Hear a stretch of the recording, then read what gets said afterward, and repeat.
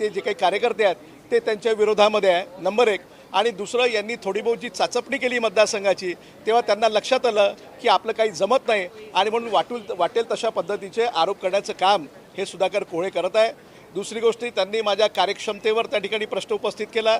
माझं काम या 6 जिल्ह्यातल्या सर्व लोकांना माहिती आहे. पदवीधरांचे प्रश्न असतील, बेरोजगारांचे प्रश्न असतील, शिक्षकांचे असतील, अनेक घटकांच्या बाबतीमध्ये त्या ठिकाणी न्याय देण्याचा पूर्णपणे प्रयत्न केला. 300पेक्षा अधिक व्हिडिओ माझे विधान परिषदमधल्या भाषणांचे त्या ठिकाणी उपलब्ध आहे.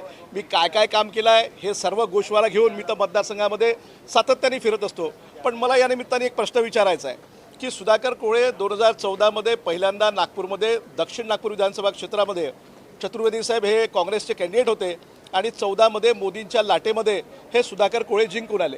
सुधाकर कोळेंनी 14 ते 19 या 5 वर्षाच्या कालावधीमध्ये एकतरी काम दक्षिण नागपूरचं विकासाच्या संदर्भामध्ये काय केलं हे त्यांनी कागदोपत्री पुराव्यासकट द्यावं. एकतरी त्यांनी आपल्या सभागृहामध्ये कोणता मुद्दा गाजवला आणि काय काम केलं हा तरी व्हिडिओ त्यांनी त्या ठिकाणी दाखवावा.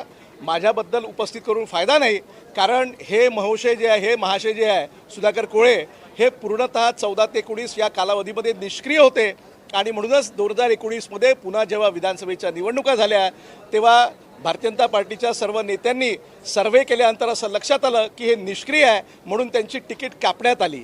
आणि म्हणून दुसऱ्यांवर बोलण्याच्या पहिले, दुसऱ्यांवर बोट दाखवण्याच्या पूर्वी आपली क्षमता ही आपण तपासली पाहिजे. तेवढंच मला या निमित्ताने सांगायचं आहे. आणि त्यांनी शब्दप्रयोग करताना व्यवस्थित करावा असं देखील या ठिकाणी मला या निमित्ताने सांगायचं आहे. धन्यवाद. त्यांना फ्रस्ट्रेशन झालं ना, कारण कसं आहे की पदवीधर मतदारसंघाची तिकीट ते भाजपकडनं मागतात आहे. चांगली गोष्ट आहे, त्यांनी मागितलं पाहिजे. परंतु ते मागत असताना पदवीधर मतदारसंघाच्या संदर्भामध्ये काम करणारे भाजपचे जे काही नेते आहेत, कार्यकर्ते आहेत, या सर्वांनी त्यांना विरोध केला आहे.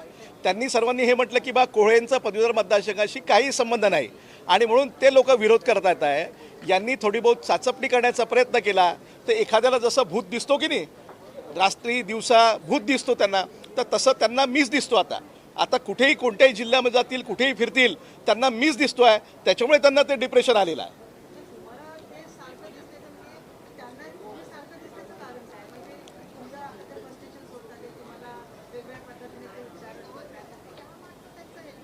मला तेच मी तर हे म्हणेल की ते कसं आहे, या दोन्ही कारणास्तव ते माझ्या खांद्यावर बंदूक ठेवून ती आपली तिकीट पूर्ण करण्याचा मनसुबा त्यांच्या डोक्यामध्ये आहे आणि म्हणून तशा पद्धतीची टीका ते माझ्यावर करून राहिले. त्यांना भाजपच्या पक्षश्रेष्ठींना असं दाखवायचं असेल की मी अभिजित वंजारींना असं म्हटलेलं आहे, त्यांचा मी विरोध करू शकतो आणि म्हणून माझ्या खांद्यावर बंदूक ठेवण्याचं काम ते करत आहे. अशी परिस्थिती आहे. निवडणुकीला उभं राहण्याचा प्रत्येकाला अधिकार आहे, प्रत्येक पक्षाला अधिकार आहे. मी तर सिटिंग आमदार आहे. मी गेले 6 वर्ष या संपूर्ण 6 जिल्ह्यामध्ये 3 लाखपेक्षा अधिक किलोमीटर फिरवण्याचा माझा प्रवास आहे. सगळे सोशल मीडियावर पहिल्या दिवशीपासून तर माझे कोणते दौरे राहिलेले आहेत, काय काम केलेले आहेत, कोणते मोर्चे केलेत, कोणती आंदोलनं केलीत, कोणते कामं केले, कोणते प्रश्न विचारले, कोणते प्रश्न सोडवले, याचा संपूर्ण लेखाजोखा जो आहे तो माझ्याजवळ आहे. आणि तरी हे आपलं महाशय काही कोणत्याही भाषेमध्ये बोलतील तर ते काही योग्य नाही असं मला या ठिकाणी म्हणायचं वाटतं. थँक्यू.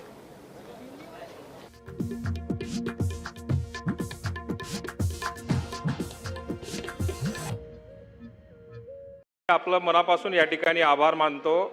मी शासनाचा पॉइंट